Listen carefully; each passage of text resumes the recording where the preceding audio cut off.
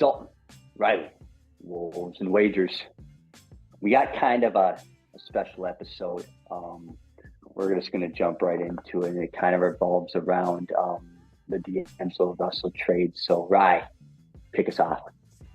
Yeah, we'll paint you a little picture here. Bleak times in the Timberwolves days. It's fun now to look back, and I texted you last night. I'm like, man, I'm just so happy. Timberwolves are 10-3. Good ball is being happening. Hopefully going to make playoffs for the third straight year. Like the future's bright, it's really bright. But it was in the not so distant past, it was not bright. It was almost doomsday scenario. Gerson Rosas was just hired to come in and try and fix this team. And he's looking at this roster and he says, well, something's got to change. Something's got to give. Jimmy had just been traded for a bag of peanuts by Tom Thibodeau. So the Wolves were in dire times. And he said, you know what? I'm going to go get my James Harden. And his James Harden was another lefty guard who had just recently made an all-star game for the Brooklyn Nets, and it was D'Angelo Russell. There was rumors of him coming to Minnesota, right, in the offseason. The Wolves take him on a helicopter ride over Los Angeles to try and really swoon him in. And as they're up in the air, here come the notifications. Breaking. Brooklyn Nets guard D'Angelo Russell will be signing with the Golden State Warriors on a 4-year max contract as they have him in the air.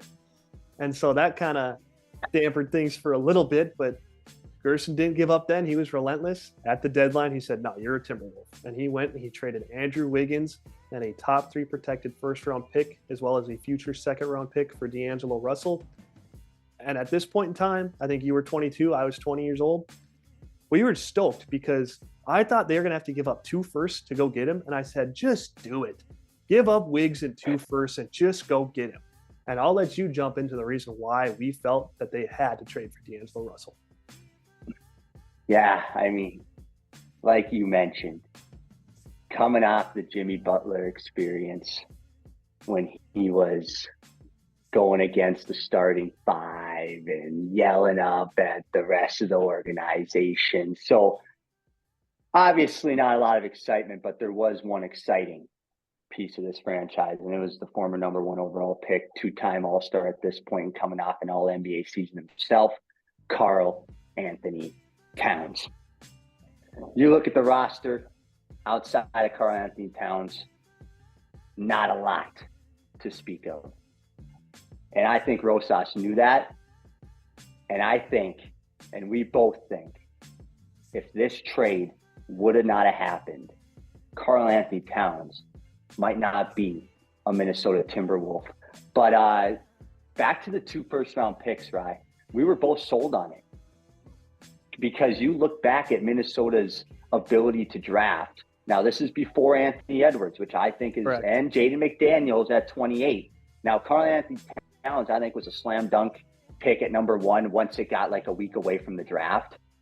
So that wasn't really a difficult pick. All the picks before that, you cannot sit here and tell me that Minnesota has been above average at drafting. They've been arguably the worst with the Kings.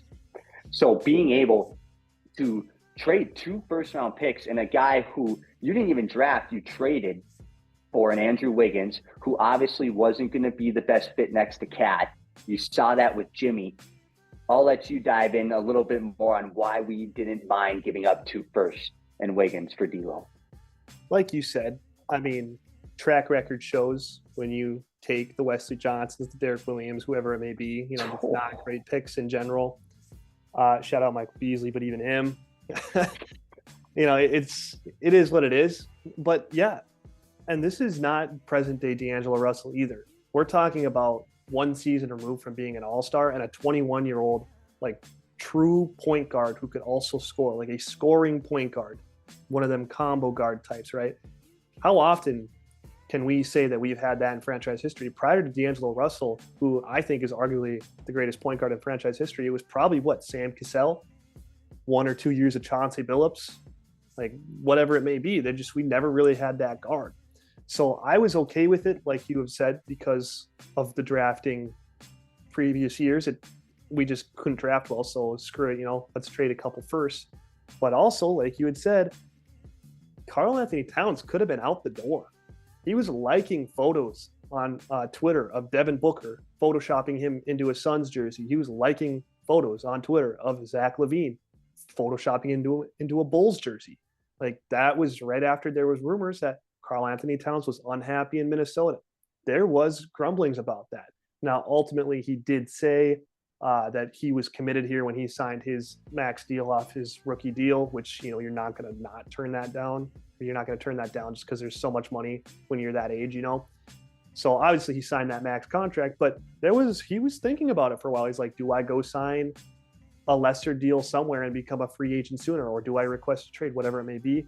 Now, he had made a promise to flip, and he said he wanted to keep that true. He said, I want to bring the Timberwolves back to relevance and proceed with his vision.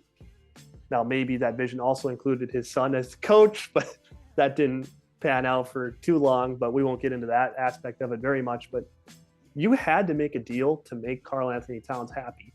And now, Cat liked Wiggs, but like you said, it just wasn't the purest fit. It was clear it wasn't going to work out between those two guys. You bring in a guy like Jimmy Butler, and Jimmy acts the way he did. I don't think he handled really any of that situation well. But like I've said for years, I totally understand where he was coming from. I understand his frustrations, like with the immaturity level. He's like, hey, I was brought here to win, and there's not winners on this team. And so I'm not calling D'Angelo Russell a winner, but you making the most important piece in your franchise's history outside of Kevin Garnett, probably. I mean, maybe Kevin Love, but at that point in time, I would think Cat, a 21-year-old Cat who GMs had voted as the most likely or most piece you want to build around your future. So you had to keep him happy, and the way to keep him happy was go get one of his best friends in D'Angelo Russell, a better fit, mind you, than Andrew Wiggins. Yeah, and take the attitude away from Cat. I mean, this is, like you said, the second best player in franchise history. Now, Anthony Edwards could change that, but currently as it stands, Karl Anthony Towns is the second best behind Kevin Garnett. And you look at his game, everybody talks about Karl Anthony Towns being one of the best offensive bigs to ever step on this floor. And that's inside, that's outside, that's, you know, even his ability to play make at times. And when you look at D'Angelo Russell coming off that Brooklyn year, even with Golden State, he dropped 52 at Target Center. In that battle against Wiggins, D'Angelo Russell was known as one of the best pure offensive playmakers and pure three-level scorers in the game from the point guard position. Now, his defense was a liability, and so was Cat's. But if you can bring those two together and have the pick and roll and the pick and pop, you can at least have a style of basketball that can sell tickets to the Target Center. Because I'm not going to watch Andrew Wiggins and Cat consistently, but D'Lo and Cat, with that pick and roll, with the pick and pop, I think changed the whole future of this organization. I think we can dive a little bit more into that, Ryan. Yeah, that's a fantastic point, Dalton, because like you said, you got to sell tickets too. This isn't the Los Angeles Lakers or the New York Knicks where that team's not going anywhere. This is the Minnesota Timberwolves, a team who has been, many people have tried to buy from Glenn Taylor to relocate them, to go to the league and go to Adam Silver and say, hey, we want to relocate. And Glenn Taylor, the one good thing he's done for the Timberwolves is wait for a buyer who said that they would keep him here. So shout out to Glenn Taylor for the only good thing he's really done for this organization. But yeah, I mean, D'Lo was coming off, I know it was half a season in Golden State, give or take, but he was averaging almost 24 points a game. It was 23-point-something points a game with the Warriors. So it was not a bad deal, and you needed to sell tickets. And like you said, right after the trade, they sold out. I remember the hype. Now, D'Lo didn't play in that game. He had like a quad contusion or something. But Beasley dropped like 7 3-pointers, and Target Center was going nuts. They beat the Clippers.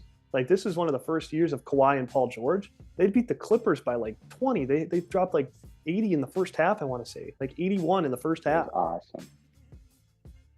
Yeah, I mean, and you can continue to talk a little bit more about it, Ryan. I'll let you keep cooking.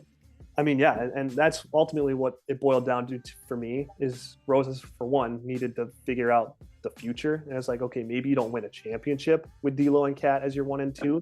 You didn't know that because, like you said, at this point in time, these guys are like 23 years old. So it's really hard to say what their future projected. You're talking about 2 really, really young guys at that point in time.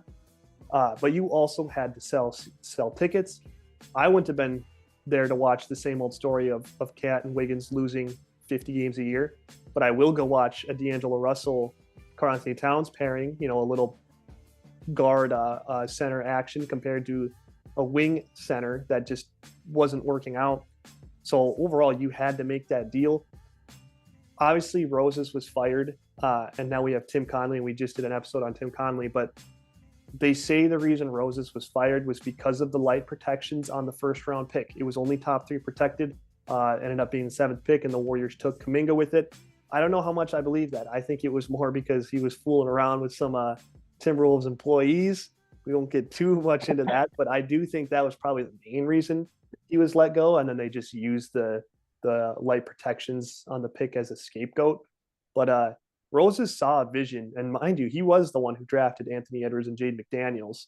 But he saw the vision of, hey, I need to go get me a point guard who pairs well with Karl-Anthony Towns. And like you said, defensively, not the greatest at all, but offensively, their games meshed super well. And you saw that during Ant's rookie year. Yeah, and then we can even, flash forward to the first playoff season with D'Lo, Ant, and Cat. Rosas built that team. And then obviously, Finch coming in and kind of coaching up Ant and becoming that guy, hopefully, to be the head coach of this team for, I think, the long-term future. And we can talk about that for another episode. But when you look at D'Lo and how he was playing in the regular season, I don't think they make the playoffs without D'Lo.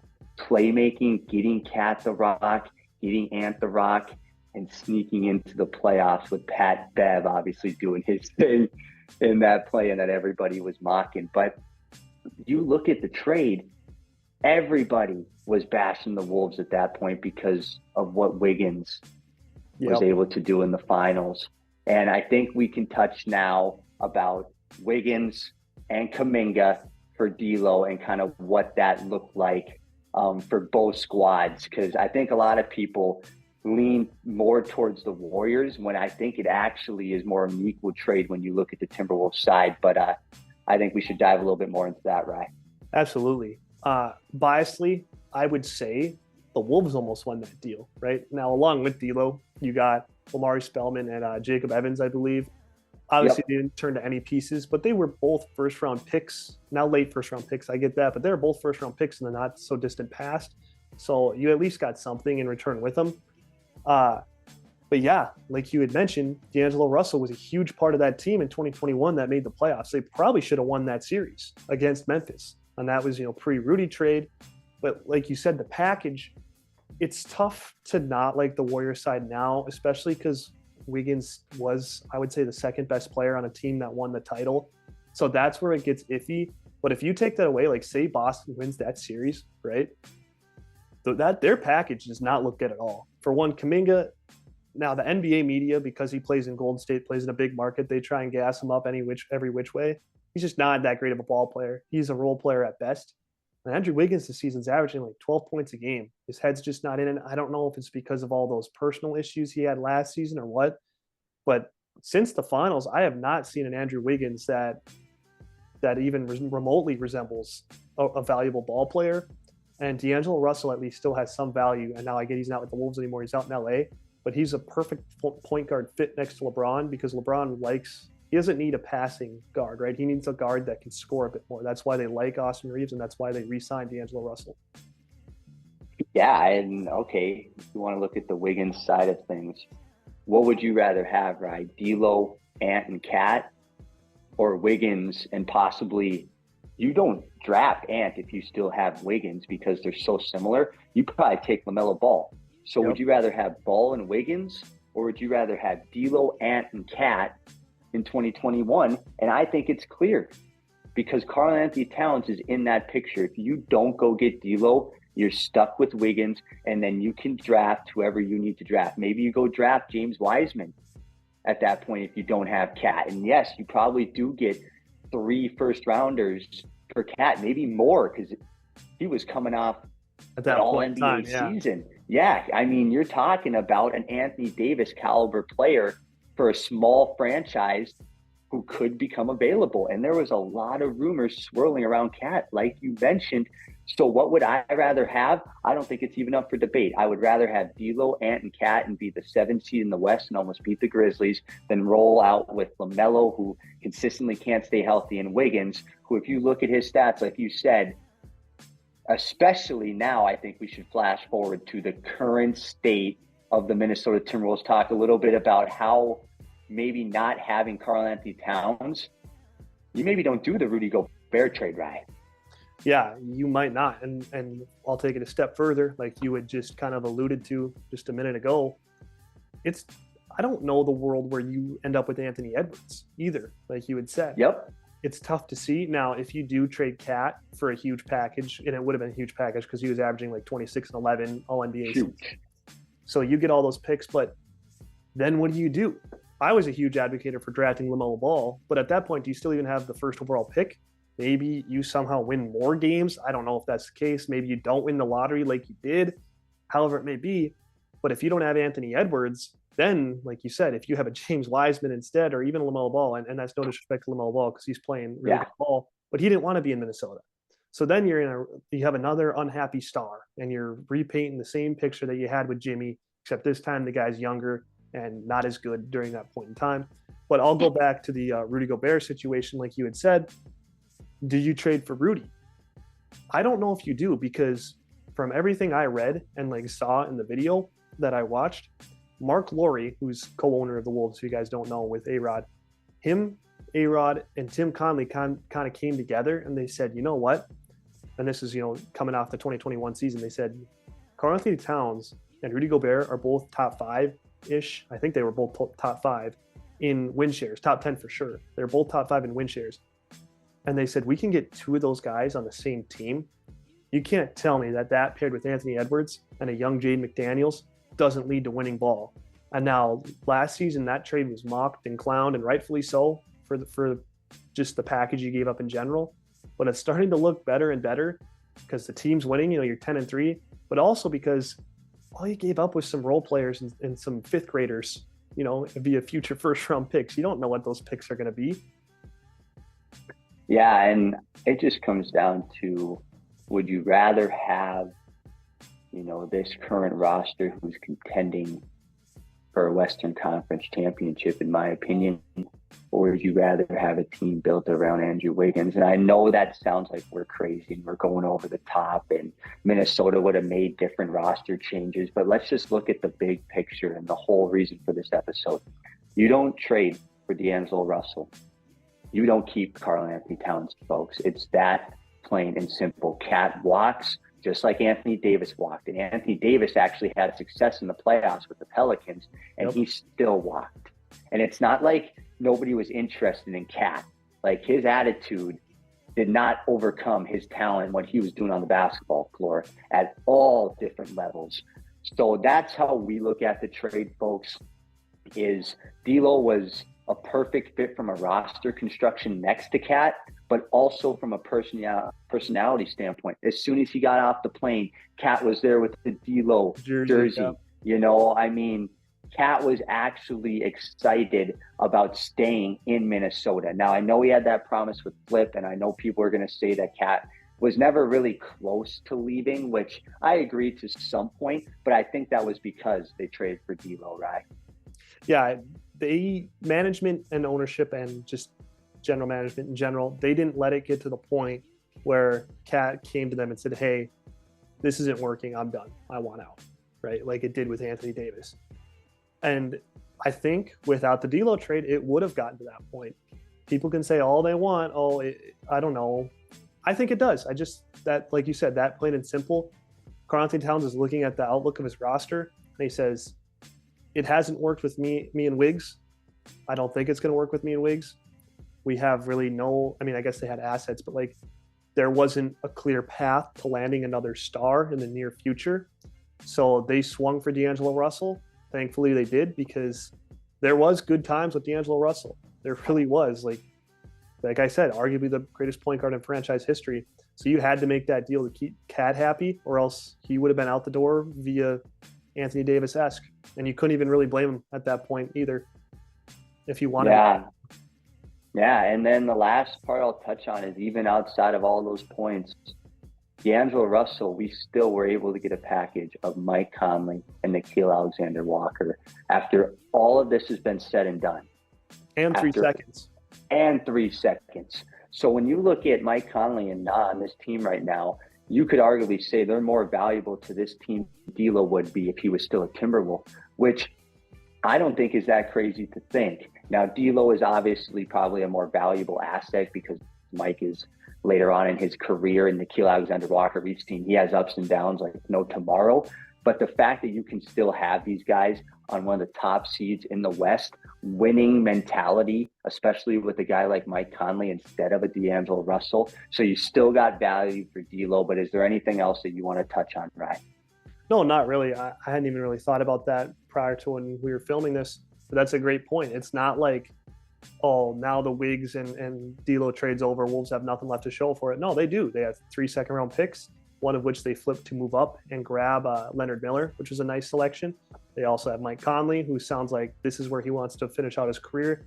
I read an article when the trade first happened, and the Wolves and Mike kind of came together and said, this is where I want to end. Like, let's work out some sort of deal down the line. And Nickeil Alexander-Walker. So you still have pieces from it, and those pieces are valuable role players on a team that I think is a true contender in the West and just in the NBA in general. Yeah, and then I'll kind of end this episode by saying and trying just to converse to the public and get the idea that this trade was a win-win for both franchises. D'Lo was not a fit on the Warriors. He was a perfect fit on the Timberwolves. Wiggins ended up being, like you said, I think the second best player in that final series against Boston. So everybody's going to look to that and say overwhelmingly they won the trade. But when you look at the overall big picture for a small market franchise like the Timberwolves, we ultimately think that we did indeed win this trade. So stay tuned. Appreciate you guys as always.